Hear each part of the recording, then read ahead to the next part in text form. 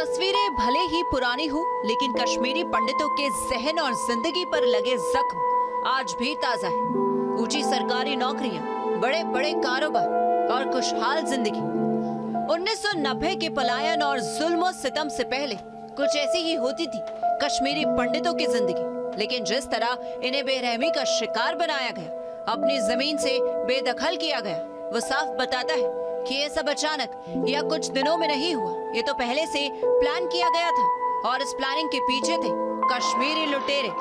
ये भी कश्मीरी पंडितों पर हुए अत्याचारों का वो सच है जिसे आज अनसुनी अनदेखी कश्मीर फाइल्स के जरिए हम आपके सामने लेकर आ रहे हैं। दरअसल घाटी में कश्मीरी पंडित एक संपन्न कौम थी जिनकी दौलत और जमीन जायदाद पर हमेशा भूखे नंगे मजहबी उन्मादियों की नजर बनी रहती थी और इसी संपन्नता को लूटने के लिए लिबरेशन का नारा देकर लुटेरों ने नंगा नाच किया। पंचतंत्र लिखा गया वो कश्मीर हमारा था। तू जानता ही क्या है कश्मीर के बारे में? उस बात का फायदा कश्मीरी मुसलमान पड़ोसियों ने उठाया। वो आ गए। हम तब मेरे हस्बैंड की ड्यूटी इंदौर में थी, हम मध्य प्रदेश में थे। पीछे से वो मुसलमान लोग आ गए। उनके डिमेंशिया का फायदा उठा के उन्होंने कौड़ियों के भाव करोड़ों की जमीन हड़प ली। इतिहास में हमें पढ़ाया जाता है कि 1947 में कश्मीर पर पाकिस्तान के पश्तून कबालियों ने हमला किया था। इतिहास की किताबों में इन कबालियों को कश्मीर का लुटेरा कहा जाता है, लेकिन ये तो पाकिस्तानी थे जिनके डीएनए में ही लूटपाट और चोरी चकारी बसी है। हिंदुस्तान में बसे उन लुटेरों को क्या कहा जाए जिनके बाप दादा इन कश्मीरी पंडितों के सहारे गुजर बसर करते थे और यही पंडितों के लिए सबसे बड़े एहसान फरामोश दुश्मन बन गए। वो एक दिन उनकी मिसेस बाजार चली गई वेजिटेबल्स लेने के लिए। पीछे वो अपने बच्चों के साथ कैरम खेल रहे थे। इतनी देर में उनके घर में टेररिस्ट्स आए, क्योंकि वो पुलिस में काम करते थे, इंस्पेक्टर पोस्ट पे थे। तो उन्होंने क्या करा, टेररिस्ट्स ने उनके बेटे को पहले पकड़ लिया और उसको रस्सी से बांध दिया।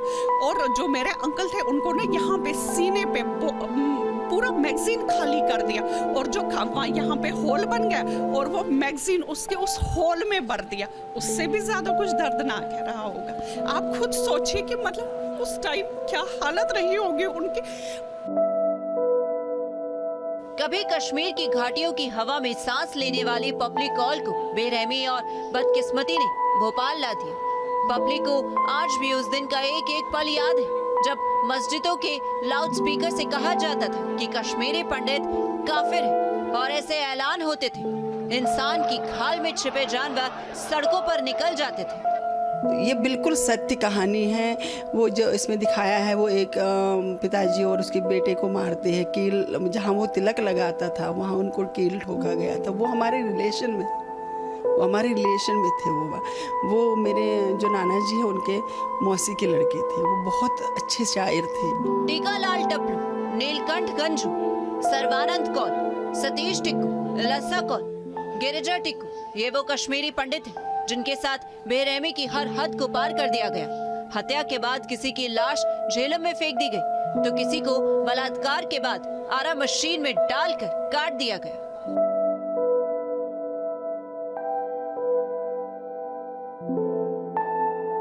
जब भी इनमें से किसी नाम का जिक्र आता है तो कश्मीरी पंडितों का दर्द झलक पड़ता है। लोग दिलासा देते हैं, कहते हैं कि वक्त हर जख्म को भर देता है, लेकिन जब एक पूरी कौम को निशाना बनाया जाए, महिलाओं की इज्जत झल्ली कर दी जाए तो कोई कैसे भूल सकता है।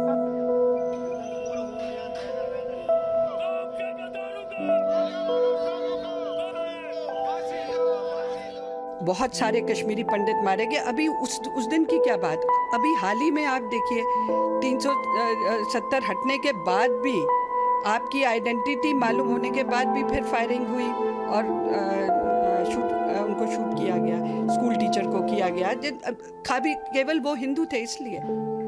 तो वो 370 हटने के बाद भी ये अगर हादसा हो रहा है तो आप सोच लीजिए उस समय क्या हालत था 1990 में। जो कश्मीरी पंडित पलायन के दौरान बचकर नर्क बन चुके कश्मीर से बाहर आ गए, उनके अंदर का गुस्सा कभी ठंडा नहीं पड़ सकता। अगर JKLF और हुर्रियत जैसी भेड़ियों से नफरत है तो शिकायत उस सिस्टम से भी है जो खामोश रहेगा, मौत और हैवानियत का ये नंगा नाच देखता रहा। आंख से आंसुओं को बटोरता हुआ बुनेगा एक लंबी और मजबूत रस्सी, सुलगते हुए पलीतों सा पड़ा रहेगा उन तमाम पुलों के नीचे जहां से गुजरेंगे झूठ के हजारों हजार पांव। और तब हमारे मौन के धमाके से बड़ा दूसरा कोई धमाका